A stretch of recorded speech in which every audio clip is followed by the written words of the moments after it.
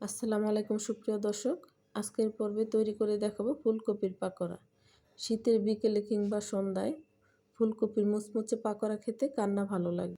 হাতের কাছে থাকা সাধারণ উপকরণ দিয়ে খুব সহজেই ফুলকপির পাকোড়া তৈরি করে আজকে আপনাদের সাথে শেয়ার করব।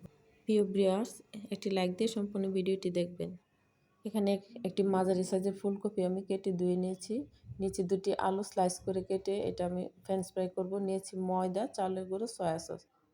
ফুটন্ত পানিতে সামান্য লবণ দিয়ে এবার কেটে রাখা ফুলকপি আলুগুলো 3 থেকে 4 মিনিট বয়ল করে নেব। এতে কপিতে কোনো পোকামাকড় থাকলে ছেড়ে দিবে আর পাকোড়াগুলো ভাজার সময় সুন্দর করে সিদ্ধ হয়ে যাবে। এ পর্যায়ে আমি পানিটা ঝরিয়ে নিচ্ছি। কিছুক্ষণ ঠান্ডা হওয়ার জন্য অপেক্ষা করব। এদিকে আমি ব্যাটারটা তৈরি করে নেব। ব্যাটার তৈরি করার জন্য আমি 2 টেবিল চামচ চালের গুঁড়ো নিলাম ময়দা 1 টেবিল চামচ, মরিচের গুঁড়ো, জিরার গুঁড়ো, কালো গোলমরিচ গুঁড়ো, দিয়ে দিলাম স্বাদ মতো লবণ। এবার একটা হ্যান্ড উইচের সাহায্যে সবগুলো উপকরণ আমি ভালো করে মিশিয়ে নেব। এ পর্যায়ে দিয়ে দিলাম আদা রসুন পেস্ট। আদা রসুন পেস্টটাও আমি সবগুলো উপকরণের সাথে ভালো করে মিশাবো।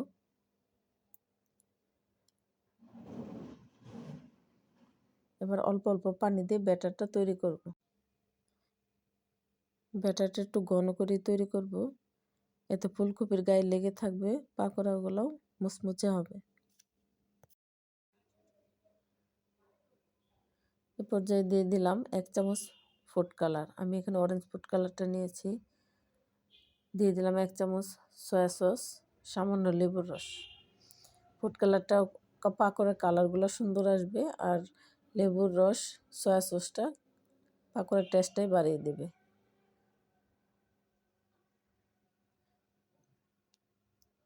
ব্যাটারটা তৈরি হয়ে গেছে। এবার আমি বয়েল করে রাখা ফুলকপিগুলো দিয়ে দেব।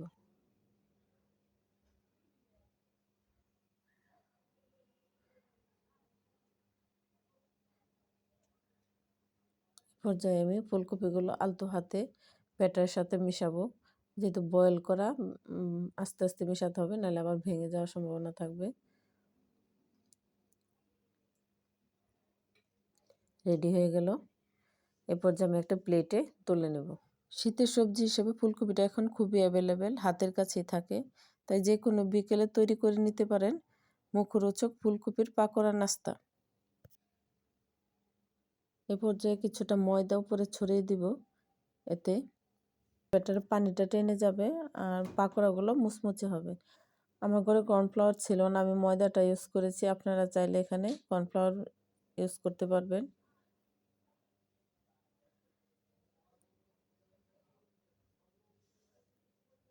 একটু আলতো হাতেই করতে হবে, যেহেতু বয়েল করা, এতে ভেঙে যাবে না।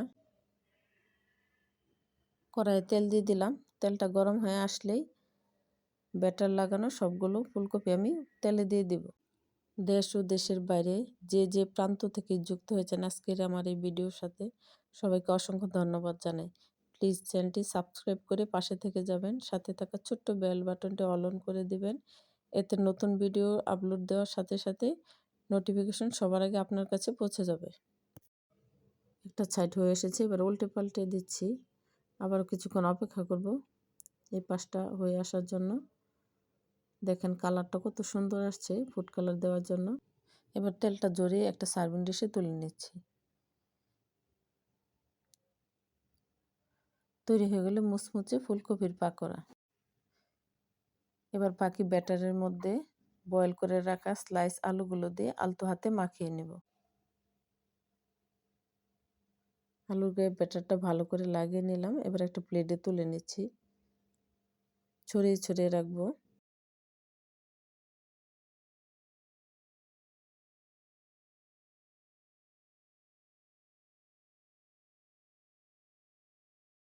এর উপর একটু ময়দা ছড়িয়ে দেব।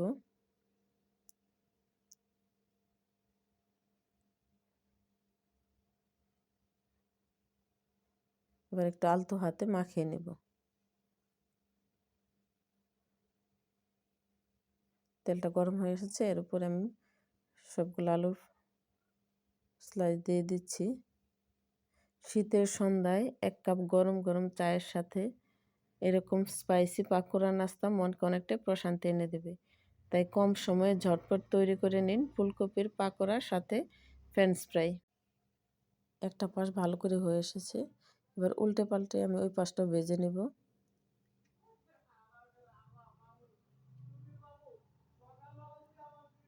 সুন্দর করে ভাজা হয়ে এসেছে, এবার আমি তেলটা ঝরিয়ে একটা সার্ভিং ডিশে তুলে নিচ্ছি।